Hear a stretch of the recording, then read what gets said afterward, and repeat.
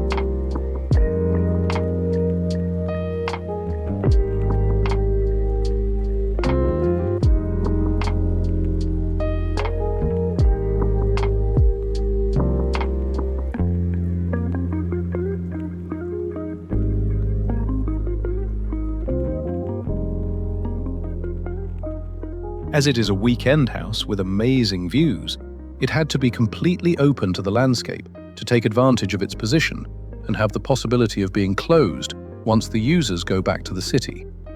Two types of buildings guided us to develop this project.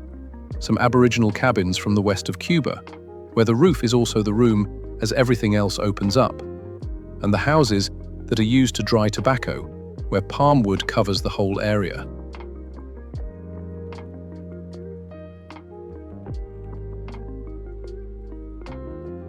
While on the ground floor, all the public areas are concentrated, being an open space of 14 by 14 meters without walls or columns.